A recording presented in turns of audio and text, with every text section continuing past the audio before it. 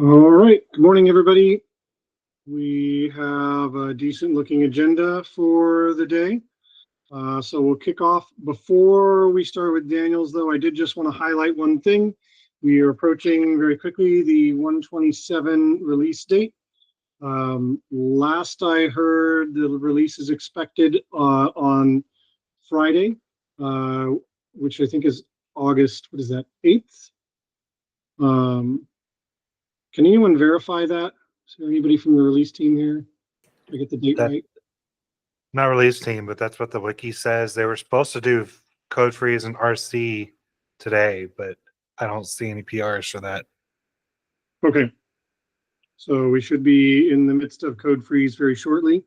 So any final bug fixes will need to get merged in. We have about a week left to polish up the docs on any new features that have been added or anything like that for the release. Yeah, Daniel, that's a good point on Friday releases. I know in the past we've delayed releases from Friday. I don't know if that's going to happen in this case or not. I think that's likely at the discretion of the release team. All right, so now that we have the PSA out of the way, we're going to need to get some Daniel disambiguation. With who wants to speak to Helm values and operator protobuf files?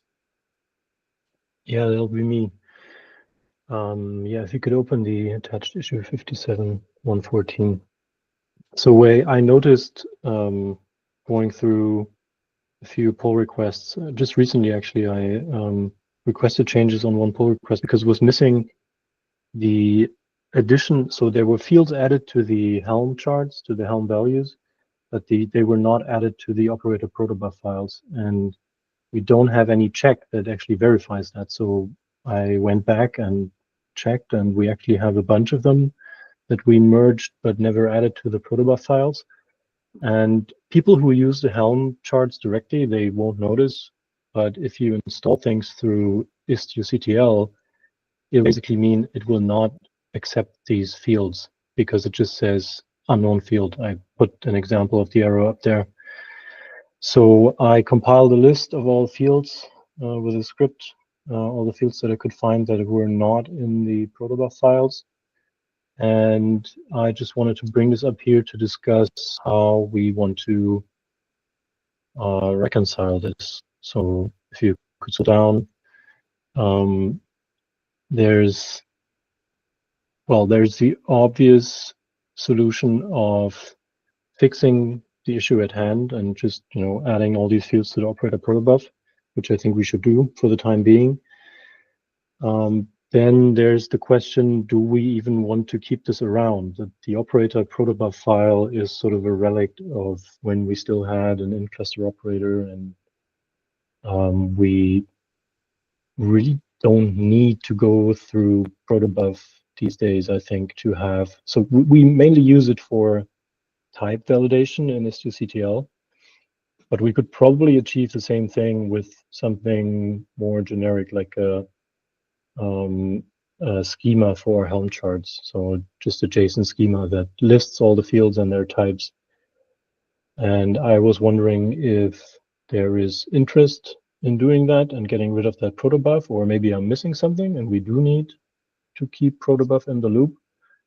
But yeah, to me, it looked like we don't actually need this. It's just still there, and we might want to refactor this.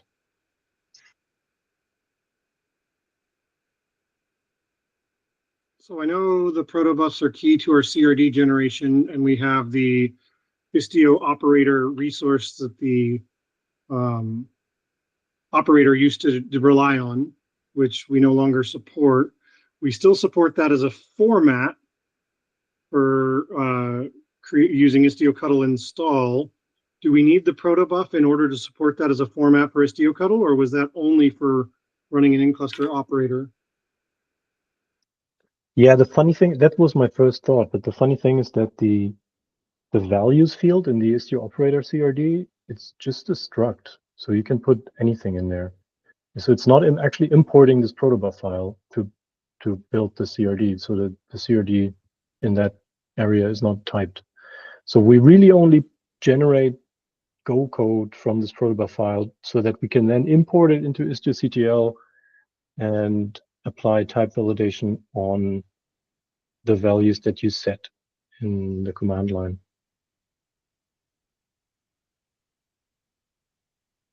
Yeah, I think there's absolutely no reason we need a proto buff file. Like we don't do any proto buff things, but we do need, I think, to keep the functionality of the system today, which is that there's validation, obviously, for Istio Cuddle. And if we get better validation for Helm as well as a result of the work we do to get validation for Istio Cuddle without proto buff, that's awesome. The other thing is we do use the typed Go generated code. If we move to like JSON schema, we're probably not going to have that unless we generate from JSON schema. But I'd say, you know, pretty likely that we could, without much pain, move to not using any typed Go struct at all. We moved a lot of the code base already to not doing that. So like I think this could definitely work. It will take some work to figure out how we're gonna replace it, but there's certainly no hard requirement for proto. Keith? What's the cost for using protobuf here? What do we gain by moving away from protobuf? Good question. So the immediate thing that I might just want to do is this script that I wrote that actually verifies that everything is in the protobuf. Just add that to the repo so we can have the lint step that verifies that if you added a Helm value, you also added it to the protobuf file. The problem is it's very tricky to look at a Helm chart and figure out which values were being used. So this is using some crude logic, and you know it looks cool, but it's not getting everything. Like if you, for example, if you pull out a value struct into a variable and then you access a field of that struct, it's never going to hit that. So it's like perfectly hitting every case where a Helm value is used and making sure that it's in the protobuf is pretty hard. The loading the protobuf is nice and easy. So this is Go, so I could just import the Go files that we generate and use reflection to look at whether we actually have the fields in the protobuf. So that was nice. And yeah, it's easy to import protobuf into Go code, like in Istio to verify the types. So that's nice. So maybe a first step would be to have just some sort of validation. So maybe I can push that script and we can at least have a lint step, and then I could start evaluating, you know, how much of this could we potentially achieve using something else like Helm schemas. Because that I don't know. I don't know how easy it is to generate code from Helm schemas or use them for type validation in Go. Because I think that's the only thing we use them for, but there might be other places. I haven't checked the entire code base. So if we only use it for type validation, it's probably doable, not too much effort. If we do other stuff with it, then it's going to be harder. So yeah. I'm just trying to figure out, like, if we stick with the status quo and just add these fields, is there a price to pay for that? No, absolutely. So yeah, that should absolutely be step 0. Yeah, we should just add these fields. There's nothing we lose. The only thing we gain is that Istio works as expected. And so adding these fields is, we should definitely do that as long as we don't have another solution anyway. The question really in my mind is, you know, how can we keep this from happening? Like, how do we make sure that, because it, you know, that's why we have all the automated tests. People forget to add stuff in like 10 different places when they add some config field. So we would need some kind of linter that verifies that, hey, did you actually put that into the protobuf? But my question is, why do we need the validation at the Istio level? My understanding is that Istio kind of just wraps around Helm a bit. So if we have the Helm like schema, can't we just put that off to Helm to validate and then propagate the error back up? It might just look a little different. From my point of view, the requirement would be that whatever change you make, Istio pedal validation is either as good or better, or maybe like 1% worse, but not like 50% worse, right? Yeah. Can that be done with Helm? Probably, maybe. I don't know. We'd have to see. It's definitely not impossible to think that it couldn't be, right?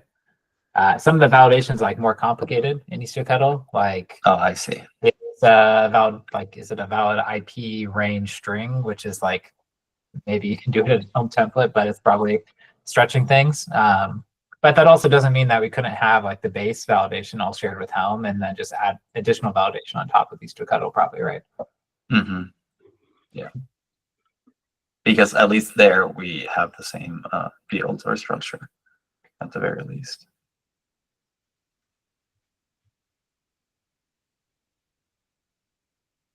Do we currently use the Helm schema, like values.schema.json? Yeah, one, right? We have I one think, only in yeah. the chart that's not used by Istio pedal. Okay. And well, it wasn't necessarily intentionally that it's like blocked from Istio pedal. It's just that it's a new chart and Istio pedal doesn't use the new chart. Okay. It does have some issues, like those issues around the global stuff with schemas. But Yeah, that was actually the hardest part about writing the script because we have so much merging going on of global fields and platform profiles and stuff like that. And it can be really hard sometimes to know whether the field is there because it's in global or it should be actually in the CNI protobuf message, or that's that's kind of the hard part about this.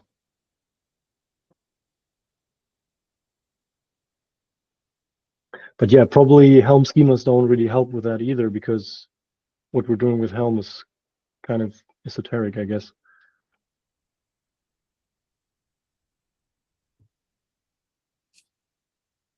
Maybe in Helm 4. Maybe. Okay, I'll take away that I'll work on adding in those fields. Maybe I can contact some of the contributors who added them initially and get them to add them to the protobuf file. That way we can also spread the knowledge a little bit. And I'll look at how I can add a lint step to verify that this doesn't happen. And I'll add another issue to look into JSON schema. Yeah, and if we could use JSON schema and CEL, that would be amazing. And we could maybe even replace all the complicated logic in STCTL. But that's to be investigated, all of that. Something as you're looking at lint, I believe we used to have a linter that validated this. It may have been turned off when we removed the operator code base.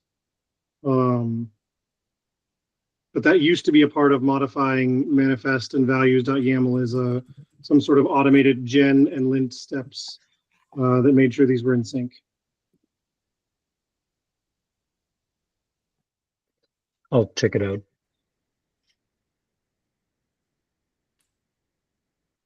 Yeah, and ultimately, like when we have all that figured out, and that's just an idea that I'll throw out here and then I'll shut up, is ideally I would also like to add something where we have validation that we're not breaking the API across releases, right? So that we actually have some kind of step that verifies that when we go from one release branch to the next, we're not just deleting fields that were not deprecated and stuff like that. We're changing the types under people's feet. But that's quite some way out. I'm currently doing that in our sale operator project with CRDs. And there's some tool that some other people at Red Hat have written. But if you're not in CRD territory, then it's kind of hard still.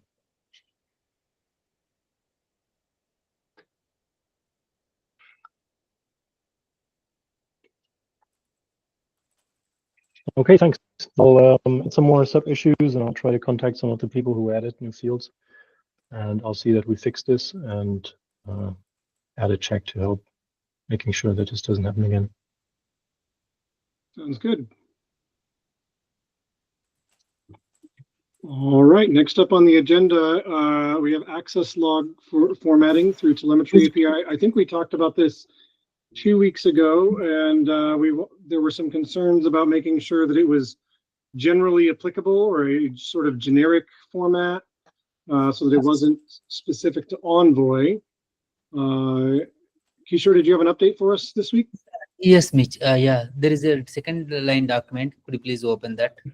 So we have updated there directly. Is this it? Not this one. Can you go back? Onto the agenda. Under the design docs. Yeah. Not seeing the word design docs. It is on. It's under the agenda, or else let me share. Okay.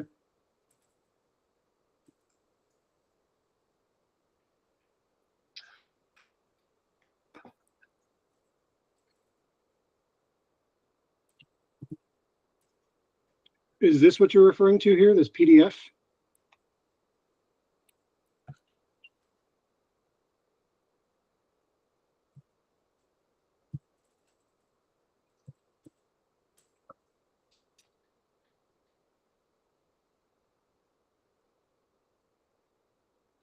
Can you add the link again? Because I tried to accept your proposed change to the doc and I think it's gone.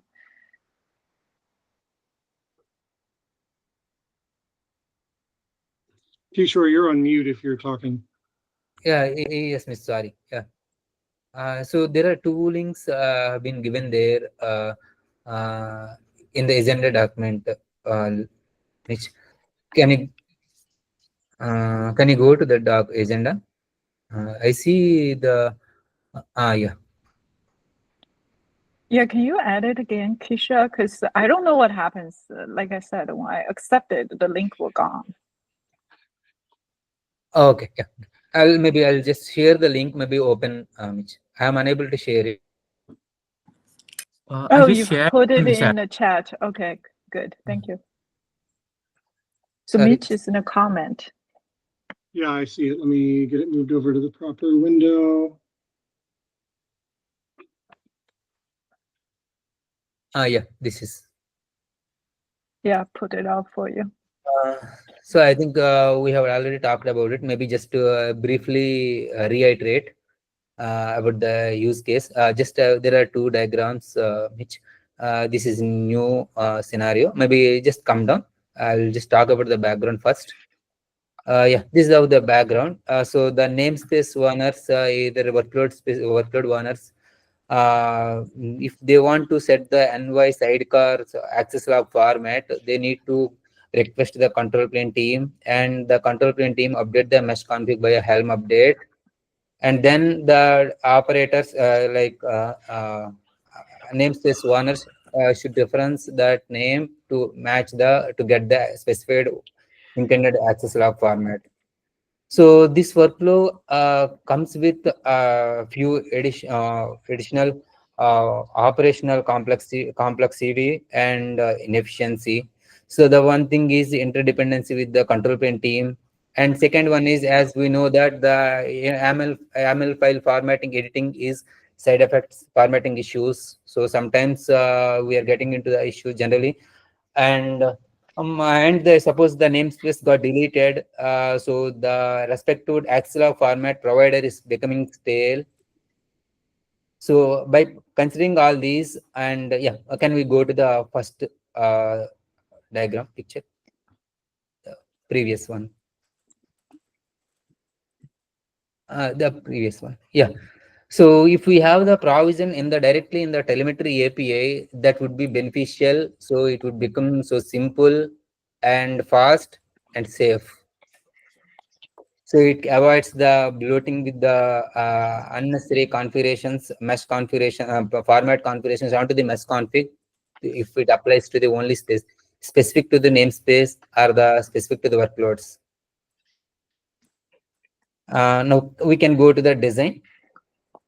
Just to add something here to bring us on the same page. So today you could do this function with Envoy filter on the namespace level to control your access log. Is that your understanding too?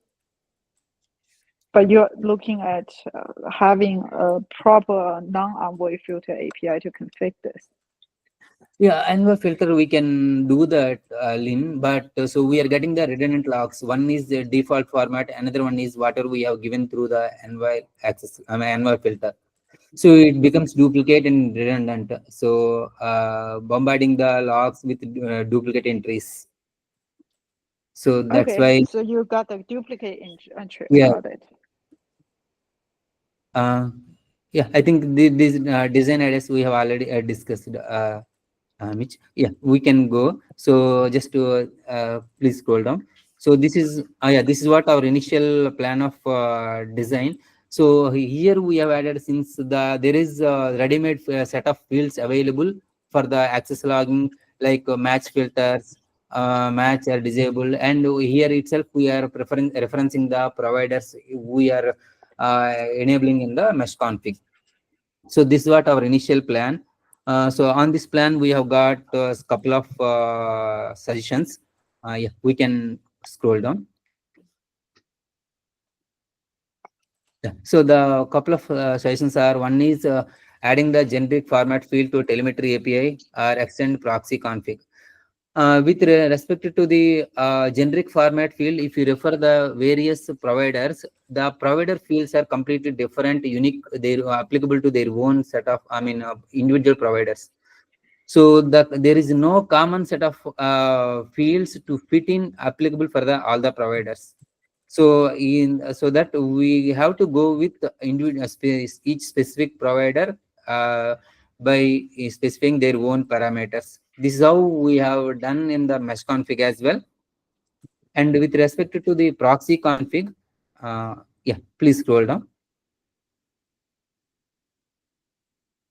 So with respect to the proxy config, the proxy config changes are applicable for the bootstrapping that is not dynamically configured, that requires the workload restart. That's how the proxy config API designed. So by having said these points, still we are sticking on to the initial plan of design, since it either it have the capability of we are not modifying the existing system, we are extending the existing system, having the capability of directly providing the format or referencing the provider which has been mentioned in the mesh config. So it becomes simple, easy to understand to the user point of as well. So based on these points, still we are on the same line of design thoughts.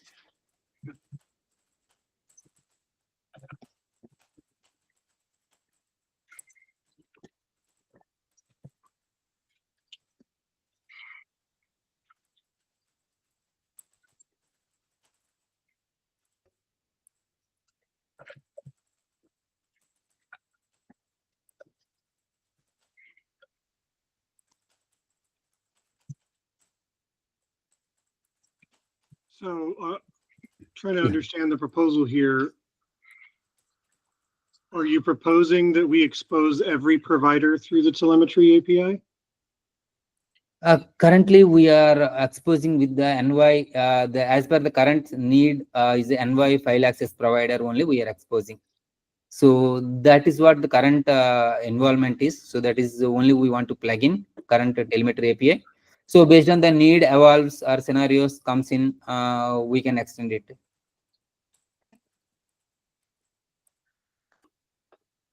So I think one of the design goals in the telemetry API, it was actually, as I recall, it's been some time now, but I recall it was pretty explicitly against exposing every individual provider through the API, particularly because we have varying degrees of maturity among providers. They're frequently added and removed. Does anybody else recall from, what was that, 2 years ago?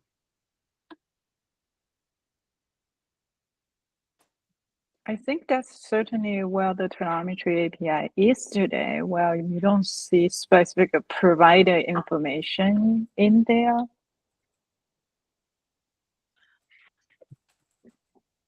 Yes, we are not directly referencing here. Yeah, we are referencing from the mesh config entries, but yeah, that comes with the additional yeah, whatever we have explained, right? Talked about the additional complexities and overhead. Even sometimes it becomes having the stale entries and blotted with the uh, unneeded entries formats. Though we are not sure whether those entries were being used or not, still getting onto the mesh config and unable to clean that. So for instance, if someone used the telemetry API and set the Envoy file access log information for a for a workload that's only using the zTunnel proxy, that is not using an Envoy proxy, what would the expected behavior be there? Yeah, Envoy file access provider is for the Envoy proxy, Mitch, right? Mm-hmm. No, yeah, actually, telemetry API looks like it's not applicable to zTunnel. That is what we kind of know. So that's the reason this is only targeted for the sidecar. That's probably true, not applicable to zTunnel, but we do have waypoint we have to think through too. Do waypoints currently respect the Envoy file access log provider settings?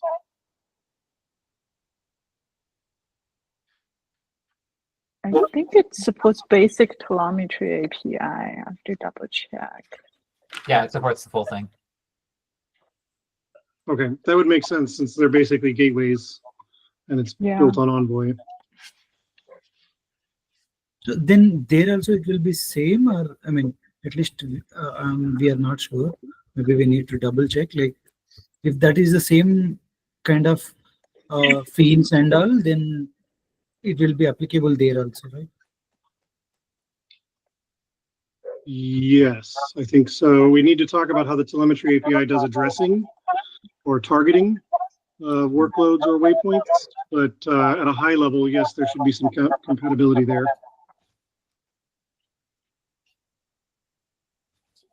Yeah, what we had originally said though was that we don't want the per provider stuff in telemetry. So it's really the root of the problem. Yeah. You mean like something like generalization, and then inside that we need to give a telemetry API? I mean, I didn't get like. I mean.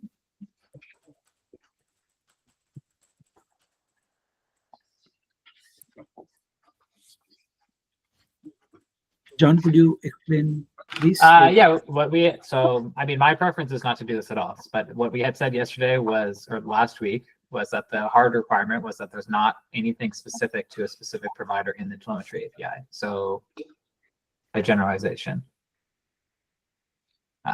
which isn't to say that if we make a generalization, I think that it's guaranteed to accept the proposal, but if we can't make a generalization, I think it's agreed that we would not accept the proposal, but the generalization has to be reasonable, right? Like if we find we can't generalize it, then maybe we don't move forward. That's what I thought we had all agreed on last week. So I'm a bit confused. That's what the notes show from June 16th. Okay, good. I'm glad we took notes. So yeah, my understanding is this is a problem you could solve with Envoy filter. You mentioned you have duplicated access log. I think that could potentially be solved by how you create your Envoy filter, by remove the global one and just add the new one.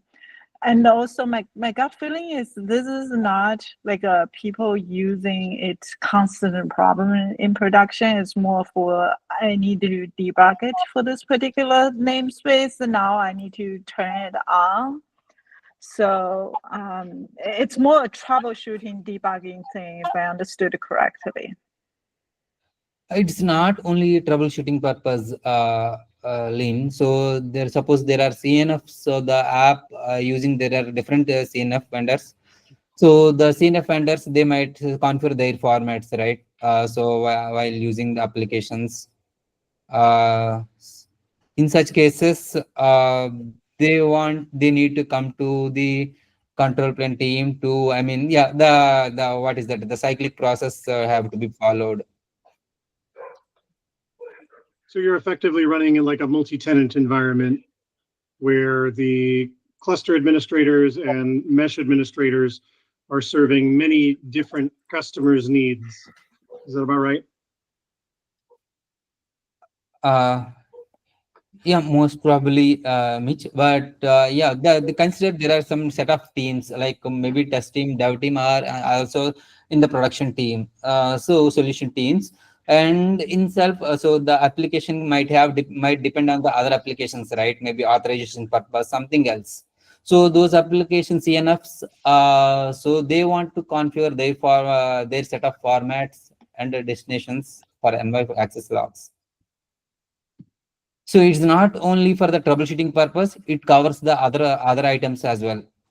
And since the case has been, this use case has been tinkering from 2020 or 2021, and there are similar set of cases getting onto the Istio issues list. I see that.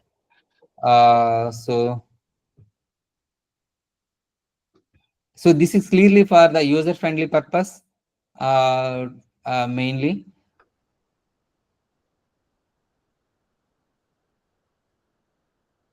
Kishore, do And you have those similar issues handy?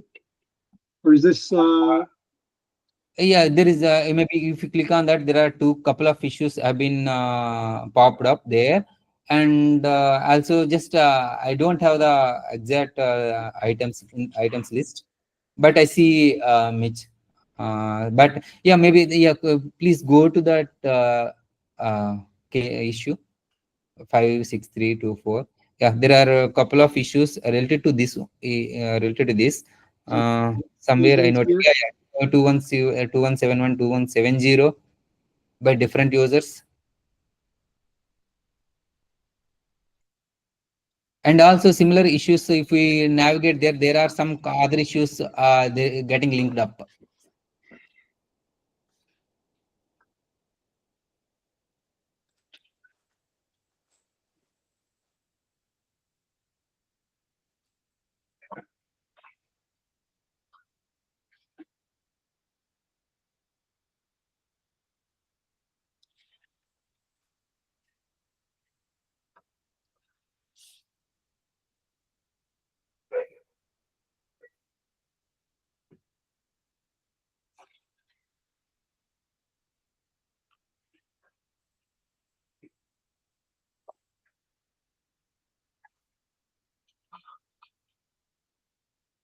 So would it be possible for you to collect a list of who else asked for this function? I know there are some discussion like 4 years ago, which Mitch is presenting, but those are a long time ago. I'm just curious, like who else is asking this? Because we don't want to complicate the API just for 1 or 2 user, especially if already contradict with the standard we set with telemetry API not having provided specific information in it. Because the way I'm looking at it is, if I'm not using Envoy Provide, what the complexity is going to add to me to this API. Yeah, this is optional way. So if it is not specified, the whatever the current system, the similar method it behaves. If it is used, if it is referenced, I mean, if it is used, then only it will kick in.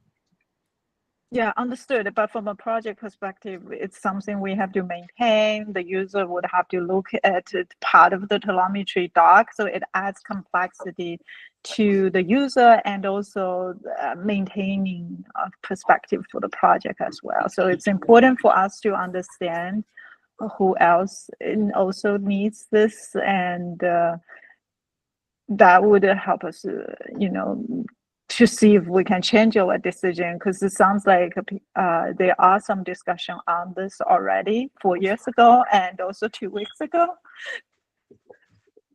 We'll have to have strong evidence to relook at this.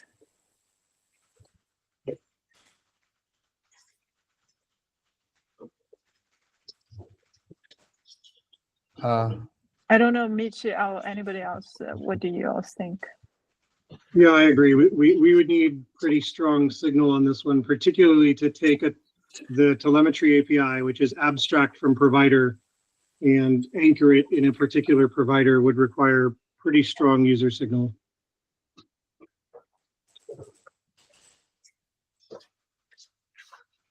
Yeah. Yeah, sure, Lynn. So yeah, could you please so just want to be clear on the expectation, Lynn? Yeah, so I can clarify that. What we decided on July 16th is that the expectation was that we come up with a generic format. It sounds like maybe that was not doable. We weren't able to come up with a generic format. So without a generic format, we would need really strong signal from users in the form of issues from multiple enterprises leveraging Istio, explaining why they need the telemetry API to have Envoy provider specific fields. Comments in pull requests from 4 years ago are interesting, but are not necessarily a strong signal of our current users' needs.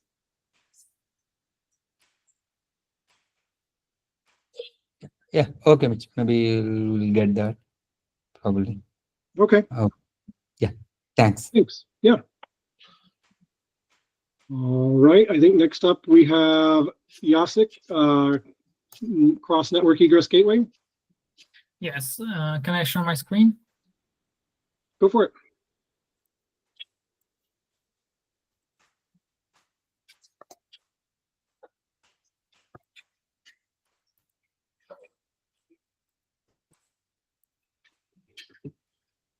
Okay. Can you see the doc? Yes. Awesome. Okay, I would like to continue discussion about implementation for ambient mode. Last time we were talking about adding SNI to outer edge-bound connection, and I added diagrams which visualize where this SNI is applied. So as you can see on the diagram, the SNI is added to the connection from Z2Node to east-west gateway. As you can see, the egress gateway doesn't terminate anything and passes through traffic as is. Yeah, so I hope it's more clear now. This change will require to extend the workload structure, and we'll have to Z2Node will have to open more connections to the same IP address, because each network address will be the egress gateway address, but it will have to ensure that it connected to all east-west gateways. Therefore, it has to open as many connections as many SNI it has.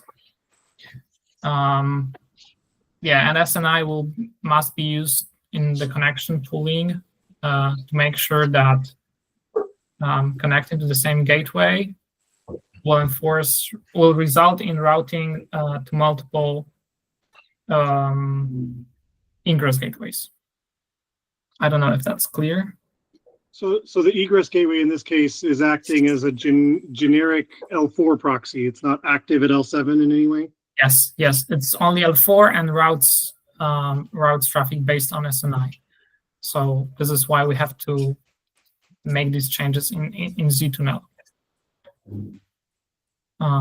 Okay, and then you said that it's on the roadmap that Waypoint will initiate outer edge-bound in the cross-network traffic as well. So the flow will be exactly the same, but you were concerned about implementation. And I realized that Envoy endpoint has the ability to specify filter metadata. And using metadata, we can match proper transport socket configuration. So we could create multiple endpoints to the same gateway with different metadata. And based on this metadata, we can select TLS configuration to set proper SNI. Yeah, go ahead. Can you go back to the last bit of Envoy config? Yeah, okay. I'm like 75% sure this doesn't work in Envoy. Did you try this? I did.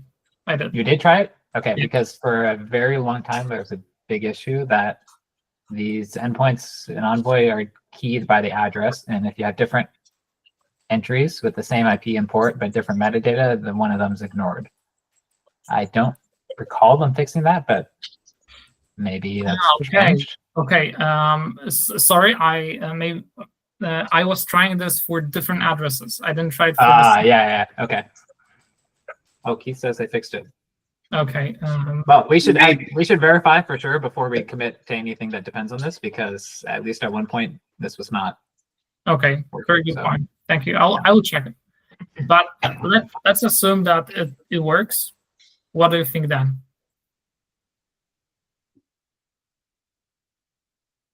If that would work, is it good direction in your opinion? So in this flow, is the Z tunnel choosing the destination cluster, or is the egress gateway choosing the destination cluster? It's hard to say because I don't know how it will work. It's not supported for today, right? So I wasn't able to look at the code base and be sure how it should work. Sure. I don't necessarily mean in this particular scenario with a client-side waypoint. If you go up to the first diagram where you don't have a client-side waypoint involved, there you go. Yeah. Where is the cluster selection happening? In Z-tunnel. It will use I wanted to say that Z-tunnel will need additional workload instances with unique SNIs. Each So representing cluster's east-west gateway? Can you say that again? And each of those workload entries would represent another cluster's east-west gateway? No, yes, exactly. Each workload entry will be created for each east-west gateway, and only SNI will be the unique property along all these workloads. Yeah, so it will be the same load balancing flow like in another case. This is how I imagine it. So then the purpose of routing it to the egress gateway, what's the value at that point? We're not doing any L7. The SNI as it departs the Z tunnel is the SNI of the cluster B's east-west gateway. That was described in the background section. It's to preserve network policies when users want to enforce all egress traffic going through the egress gateway. And so if you enforced this kind of network policy and you scale cluster to scale your mesh to multiple clusters, you have to disable those network policies because you have to connect to remote east-west gateways, right? And making it work with egress gateway will allow users to keep their network policies and make sure that that traffic always leaves cluster from specific pods or nodes. What are the network policies that you have to get rid of as you scale your cluster out? the goal is to keep the default, which allows only the egress gateway to leave traffic, to leave the cluster. Okay, so you're talking about a scenario where we have a network policy saying your average pod does not have egress privileges from a network policy perspective. Exactly. And at the same time, I want to perform cross-network connections. So in order to do that today, you would need to have a network policy that affects all pods that allows egress traffic only to east-west gateway IPs. Is that right? Yes, but the IP may change, and you have to maintain that and change over time if IP will change. And it's difficult in some environments, so this is why we would like to enable it.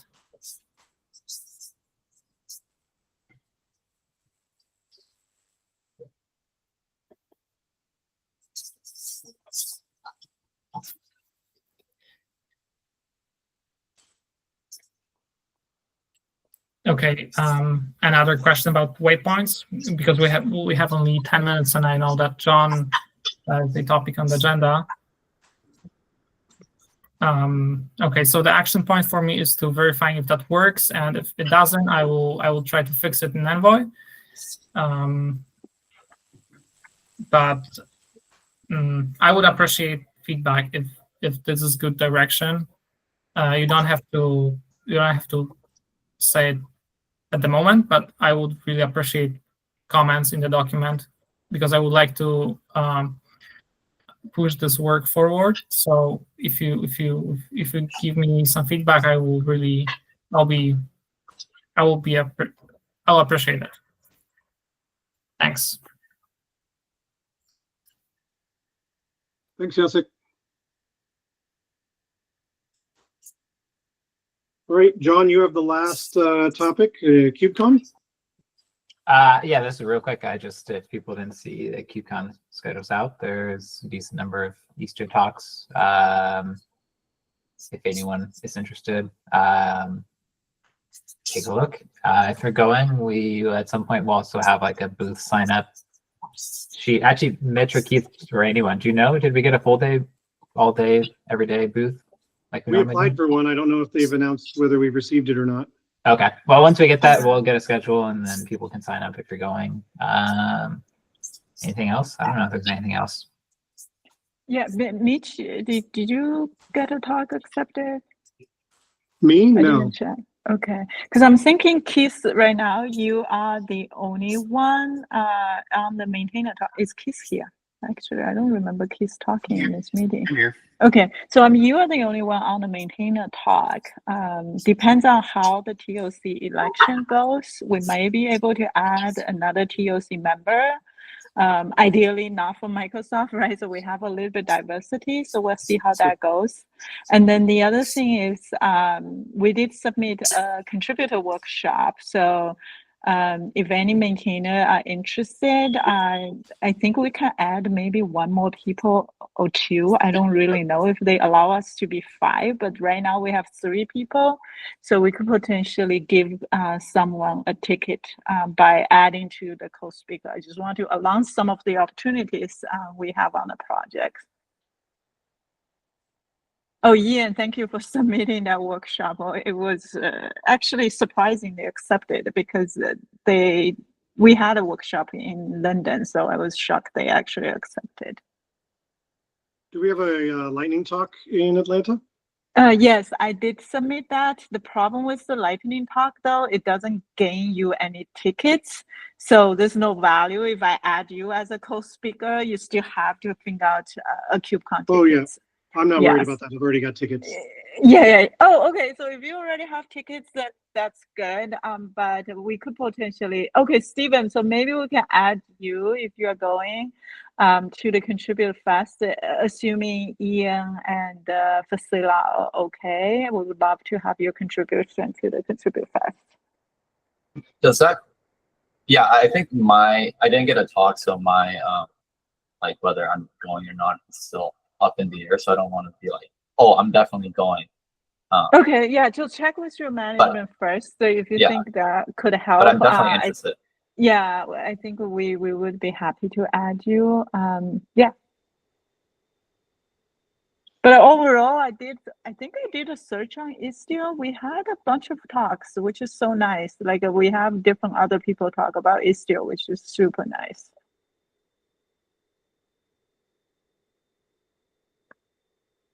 Yeah, there was like 5 or 6 about Istio, though there was 50 about AI. So compared to AI, we're pretty weak. We're That's old news true. now. Yeah. we're grandparents when it comes to KubeCon talks. Well, Keith, you did have AI in first in your talk. Which is That is cool. true. That is true. I mean, to be fair, I did as well, so I'm part of the problem. Okay. Oh, that's funny.